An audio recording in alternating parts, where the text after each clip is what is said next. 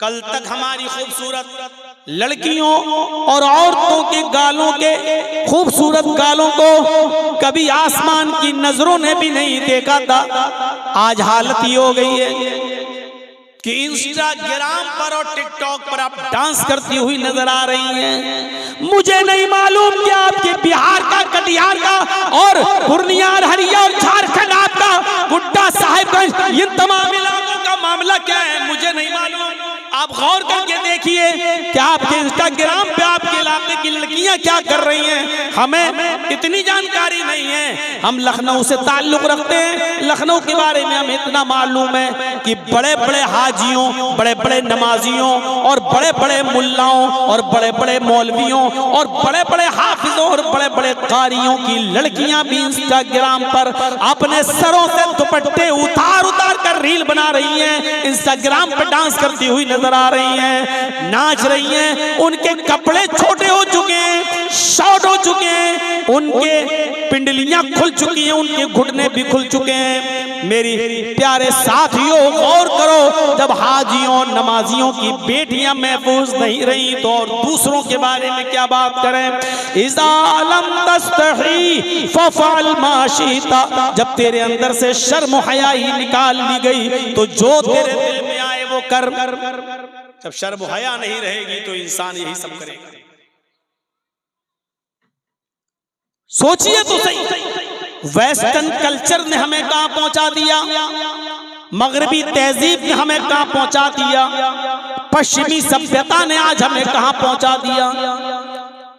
अब जब लड़की अपने घर में कैद रहने को और अपने घर में मुस्तकिल रहने को अपनी इंसल्ट समझने लगे तो फिर आप अंदाजा लगाओ कि ये हम और आप कहां जा रहे हैं।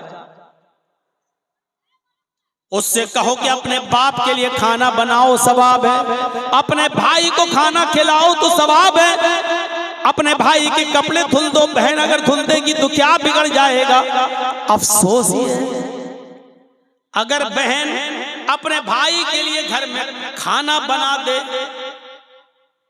तो आज की अकल परस्ती कहती है कि औरत की जिल्लत है। अगर घर में अपने बाप के लिए खाना बनाकर उसको सर्व कर दे तो आज की दुनिया कहती है कि ये देखो कि औरत को घर की चार दीवारी में कैद करके रख दिया। और वही हमारी बहन, वही हमारी बेटी किसी क्लब में जाकर शराब की बोतल और बियर की बोतलें कस्टमरों के सामने और नाच और गाना देखने आने वाले लोगों के सामने सर्व कर दे तो ये तरक्की। सोचिए तो, दिमाग लगाइए। हमारी बहन अगर हमारे लिए हमारे घर में कपड़ा धुल दे तो ये दकियानोसी। और होटलों में जाकर काम करे और मुसाफिरों के लिए कपड़ा धुले, चादर धुले और उसको बेड बिस्तर पे बिछाए तो ये तरक्की याफ्ता। हमारी बहन और हमारी बेटी अगर खाना लाकर हमें सर्व कर दे तो दकियानोसी। लेकिन प्लेन के अंदर, फ्लाइट के अंदर जाई और प्लेन के अंदर वही स्कर्ट पहनकर अगर हमारी वही बहन और हमारी बेटी पैसेंजर्स के सामने खाना सर्व कर दे, उनके सामने ब्रेकफास्ट सर्व कर दे तो तरक्की याफ्ता। इस अकल ने हमें कहां का छोड़ा है। अपने भाई, अपने बाप के लिए, अपनी माँ के लिए, अपनी बहन के लिए खाना सर्व करना तो दकियानोसी हो गया और बाहर वालों के लिए खिलाना पिलाना तरक्की याफ्ता होने, लड़की की तरक्की याफ्ता होने की निशानी हो गई। फरमाया इज़ा लम तस्तही फफ़अल मा शि'ता, जब तुम्हारे अंदर शर्म हया नहीं रहेगी तो जो तेरा दिल चाहेगा वो करेगा। हमारी बहनों और बेटियों से जब शर्म हया निकाल ली गई तो यही सोचा गई। वरना मेरे भाइयों गौर करो, शरीयत तो यहाँ तक कहती है और ये सबको मालूम है कि औरत मस्जिद में नमाज पढ़ने जा सकती है, इजाजत है, औरत मस्जिद में नमाज पढ़ने जा सकती है। बल्कि अल्लाह के नबी ने यहाँ तक फरमाया ला तमनउ अमा अल्लाहि युसल्लीना फिल मस्जिद, अगर तुम्हारी औरतें मस्जिदों में नमाज पढ़ने जाएं तो उनको हरगिज़ मत रोको, उनको जाने दो। अगर औरतें मस्जिद में नमाज पढ़ने की इजाजत मांगे तो दे दो। हदीस अपनी जगह पर है। औरतें मस्जिद में जा सकती हैं, मसला सुन लीजिए, औरतें मस्जिद में जा सकती हैं। दूसरी बात ध्यान में रखिए, अगर कोई औरत आपसे, आपकी बीवी, आपकी बहन बेटी अगर मस्जिद में नमाज पढ़ने की इजाजत मांगे तो आप उसको रोको मत, मस्जिद में नमाज पढ़ने की इजाजत दे दो, अपनी जगह पर सही। लेकिन इन तमाम चीजों के बावजूद शरीयत क्या कहती है, अल्लाह के नबी का एक हदीस और मौजूद है, इसके बावजूद आपने फरमाया औरत की अपने घर में नमाज पढ़ना मस्जिद में नमाज पढ़ने से ज्यादा बेहतर है। औरत मस्जिद में नमाज पढ़ने जा सकती है, औरत मस्जिद में नमाज पढ़ने जाए तो उसको बिल्कुल मत रोको, उसको रोकने का अधिकार मर्दों को नहीं है। लेकिन इसके बावजूद औरत से ये कहा जा रहा है, आए औरत तू अगर अपने घर में नमाज पढ़ती है तो ये तेरे लिए ज्यादा बेहतर है, क्योंकि तू मस्जिद में आने वाले मर्दों से दूर रहेगी, तू मर्दों से जितना दूर रहेगी उतना तेरे लिए बेहतर है। औरत की अपने घर में नमाज मस्जिद की नमाज से बेहतर है। उसके बाद फरमाया औरत का अपने बरामदे में नमाज पढ़ना, औरत का अपनी गैलरी में अपने बरामदे में नमाज पढ़ना घर के सहन में नमाज पढ़ने से अफजल है। घर के सहन में तो कोई ना कोई आता रहता है, इसलिए बरामदे में नमाज पढ़ेगी तो और ज्यादा अफजल है। और इस टुकड़े पर गौर कीजिएगा, इस टुकड़े पर गौर कीजिएगा, औरत का अपने कमरे में, अपनी कोठरी में जिसमें वो अपने शौहर के साथ रहती है और रात में वो कमरा बंद कर लिया जाता है, यानी जिस कमरे में वो अपने हस्बैंड के साथ रहती है उस कोठरी में, उस कमरे में नमाज पढ़ना घर के बरामदे में नमाज पढ़ने से अफजल है। यानी वो औरत जो अपने कमरे में घर के अंदर कोठरी में अंदर नमाज पढ़ेगी वो और ज्यादा अफजल है, क्योंकि वो मर्दों से उतना ही ज्यादा दूर रहेगी। घर में भी तो लोग आते जाते रहते हैं, कभी चचा का लड़का, कभी खाला का लड़का, कभी फूफा का लड़का, कभी मौसा, ये सब आते जाते रहते हैं। और पर्दा तो इनसे भी है ना, एक लड़की को अपने खाला के लड़के से भी पर्दा है, अपने चचा के लड़के से भी पर्दा है, अपने मामू के लड़के से भी पर्दा है, तो पर्दा तो इनसे भी है। और ये लोग तो घरों में आते जाते रहते हैं जैसे कोई मामूली बात हो। तो औरत का अपने कमरे में, अपने कोठे में, अपने बेडरूम वाले कमरे में नमाज पढ़ना बाहर आंगन में और बरामदे में नमाज पढ़ने से अफजल है। ये बताया है, ये औरत की शर्म हया होती है। अल्लाह के रसूल सल्लल्लाहु अलैहि वसल्लम ने औरत को इतना ज्यादा मर्दों से दूर रहने का हुक्म करते। इससे अंदाजा लगाइए शर्म हया का, औरत की शर्म हया का क्या माना हुआ, इससे आप अंदाजा लगाइए। हाँ, इसके बावजूद अगर कोई औरतें मस्जिद में आना चाहे पर्दे के साथ तो आ सकती है, कोई बात नहीं। लेकिन एक और नुक्ता देखिए, अगर तुम मस्जिद में जा भी रही हो तो जाओ, नमाज पढ़ने के लिए इजाजत है, लेकिन उस वक्त भी तुम्हारे लिए एक हुक्म है। अल्लाह के नबी के जमाने में औरतें मस्जिद में आया करती थी, हर औरत चाहती थी कि मैं मोहम्मद रसूलुल्लाह के पीछे नमाज पढ़ूं। नबी के पीछे नमाज पढ़ने का मकाम मर्तबा ही कुछ अलग है। तो हर औरत चाहती थी कि मैं नबी के पीछे नमाज पढ़ूं, और वो जाया भी करती थी और नबी के पीछे नमाज भी पढ़ती थी। उस मौके पर अल्लाह के नबी सल्लल्लाहु अलैहि वसल्लम ने पहली सफ की फजीलत बताई, मर्दों को खुतबा देते हुए पहले सफ की फजीलत बताई। आपने फरमाया लोगों नमाज की पाबंदी करो, कोशिश करो पहले सफ में नमाज पढ़ने की। तो मैं नहीं मालूम पहले सफ में नमाज पढ़ने का सवाब कितना है। आपने फरमाया अगर लोगों को ये पता चल जाए कि अगली सफ में, सबसे अगली सफ में नमाज पढ़ने का सवाब कितना ज्यादा है, तो लोग लड़ने लगेंगे अगली सफ में आने के लिए, झगड़ा करने लगेंगे आगे वाली सफ में नमाज पढ़ने के लिए। यहाँ तक कि कुरानदाजी की नौबत आ जाएगी, यहाँ तक कि कुरानदाजी की नौबत आ जाएगी, पर्चियां उठाने लगेंगी और नाम पढ़ा जाने लगेगा। नाम है, किसका नाम आया उसको आगे कर दिया जाए, किसका नाम आया उसको आगे कर दिया जाए। लिहाजा कुरानदाजी की नौबत आ जाएगी। इतना ज्यादा सवाब है अगली सफ में नमाज पढ़ने का कि अगर लोगों को बता दिया जाए कि इसका का सवाब कितना है, तो लोग लड़ने और झगड़ने लगेंगे अगली सफ के लिए। अब अंदाजा लगाइए कितना सवाब है। खैरु सुफूफिर रिजाली अव्वलुहा व शर्रुहा आखिरुहा, मर्दों के लिए सबसे बेहतर है कि वो अगली सफ में नमाज पढ़े। सवाब के एतबार से मर्दों की अगली सफ सबसे बेहतर है, और सबसे बुरी सफ है सबसे पीछे वाली। सबसे लास्ट में आया, सबसे पीछे उसको जगह मिली, सबसे पीछे नमाज पढ़ रहा है। अल्लाह अकबर। मर्द की सबसे पिछली सफ सबसे बुरी सफ है सवाब के एतबार से। सवाब की कमियों बेशी के एतबार से सबसे बेकार सफ कौन सी है? सबसे पिछली सफ।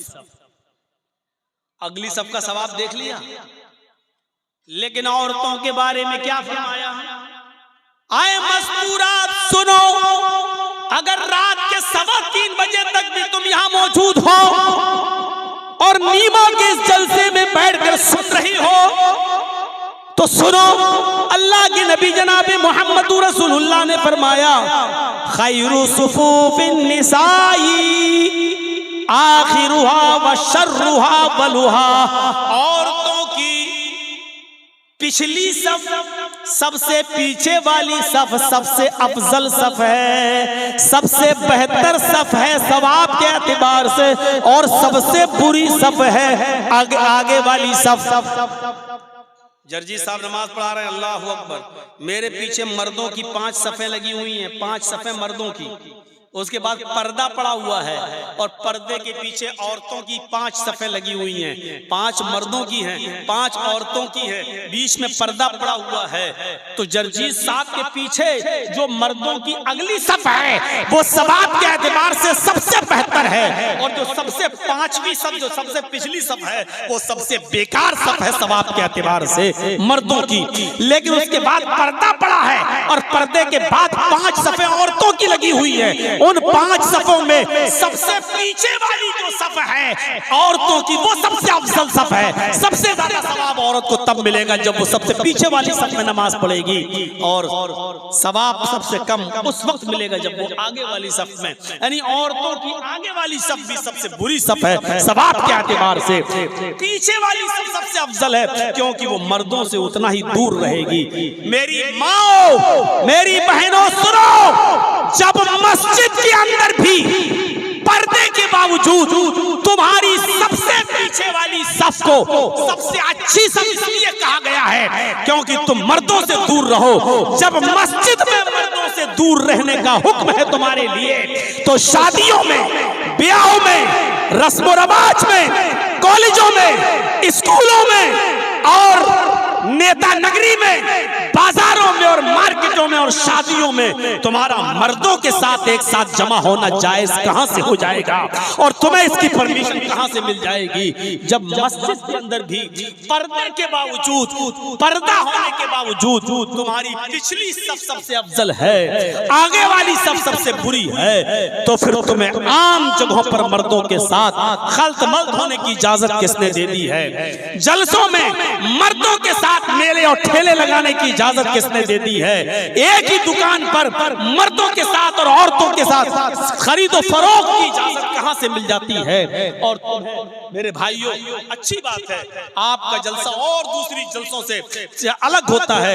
यहाँ पूरी कोशिश की जाती है कि औरतों का पंडाल अलग रहे, औरतों की दुकानें अलग रहें, और लेडीज को किसी भी तरीके से मर्दों तक ना आने दिया जाए। ये बेहतर चीज है, अच्छी चीज है मेरे भाइयों। कोशिश हर जगह के लिए ऐसी होनी चाहिए, लेकिन आम जगहों पर मैं देखता हूं और दूसरी जगहों पर जहां खल्त मल्त है, लड़के और लड़कियां एक ही साथ दुकानों पर खरीदो फरोख्त करते रहते हैं।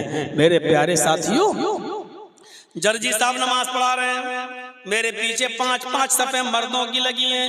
एक रुकू के बजाय 2 रुकू कर लिया, 2 सजदों के बजाय 1 सजदा या 3 सजदे कर लिए, भूल गया। तो अल्लाह के नबी फरमाते हैं कि अगर मर्दों को मालूम हो, मर्दों को मालूम हो तो मर्द सुभान अल्लाह कहकर याद दिला दें। पीछे जो लोग मौजूद हैं उनको चाहिए कि सुभान अल्लाह, अल्लाहू अकबर कहकर याद दिला दें। लेकिन मर्दों को भी मालूम नहीं, पर्दा पड़ा है, औरतों को मालूम है कि इमाम साहब भूल गए, जर्जी साहब भूल गए, तो औरत को अगर मालूम हो जाए अजीज साहब या कोई इमाम साहब भूल गए, बजाय रुकू के सजदे में चले गए या 2 सजदों के बजाय 3 सजदे कर लिए, तो उन औरतों को हुक्म है कि वो सुभान अल्लाह नहीं कहेंगी, अल्लाहु अकबर नहीं कहेंगी। ओ मेरे भाइयों, गौर करो, जिस औरत की आवाज का इतना पर्दा कि सुभान अल्लाह तक कहने की परमिशन नहीं, अल्हम्दुलिल्लाह, इन जुमलों से ज़मीन व आसमान नेकियों से भर जाते हैं, लेकिन इन जुमलों को भी कहने की इजाजत नहीं दी। अल्लाह के नबी ने फरमाया कि अगर औरत को मालूम हो जाए कि इमाम भूल गया तो वो इस तरीके से ताली बजाएगी, पीछे से ऐसे ऐसे ताली बजाकर याद दिलाएगी और ये आवाज इमाम तक पहुंच जाएगी और इमाम समझ जाएगा कि मैं भूल गया हूं। उन औरतों को सुभान अल्लाह, अल्लाहु अकबर जब कहने तक की परमिशन नहीं है, तो इंस्टाग्राम पे गाने गाने की और डांस करने की परमिशन किसने दे दी है? अपनी आवाज में गैरों तक अपनी आवाज को पहुंचाने की इजाजत किसने दे दी है? ये परमिशन कहां से आ गई? इज़ा लम तस्तही फफ़अल मा शिइत, जब तेरे अंदर शर्म हया नहीं रहेगी तो जो तेरा दिल चाहेगा वो करेगा। आज वही हो रहा है, आज वही चीज है सामने। और आखिरी चीज पर तवज्जो दीजिए, अल्लाह के नबी फरमाते हैं जब औरत से निकाह के मौके पर सवाल होता है, हमारे यहाँ तो ये होता है, आपके यहाँ क्या होता है मैं नहीं मालूम, जिस दिन बारात आ जाती है तो दूल्हा के निकाह से पहले लड़की के पास लोग जाते हैं, एक वकील होता है, 2 गवाह होते हैं। लड़की वालों की तरफ से वकील होता है और लड़के वालों की तरफ से गवाह होता है, या लड़की वालों की तरफ से वकील और लड़की, हालांकि शरीयत में वकील गवाह कुछ नहीं है, शरीयत में है ही नहीं, लेकिन यहाँ होता क्या है, एक लड़की वालों की तरफ से एक वकील और लड़के वालों की तरफ से 2 गवाह लड़की के पास जाते हैं और वहां उससे कहते हैं कि फला फला के साथ तुम्हारा निकाह किया जा रहा है, क्या इतने इतने रुपए मेहर के बस क्या तुमने उस लड़के को निकाह में कबूल किया? अब वो लड़की खामोश है, शर्म की वजह से नहीं बोल रही। फिर उससे कहा जाता है निकाह कबूल किया। 2-3 बार जब लड़की खामोश रहती है तो उसकी सहेलियां आपस में कहती हैं कह दो हाँ किया, कह दो किया, कह दो किया। और जब तक वो बेचारी बोल नहीं देती कि हाँ मैंने निकाह कबूल किया, तो पूछा जाता, वकील पूछता गवाहों से तुमने सुना? गवाह कहते कि नहीं सुना। तो दोबारा बोलेगी लड़की, हाँ मैंने निकाह कबूल किया।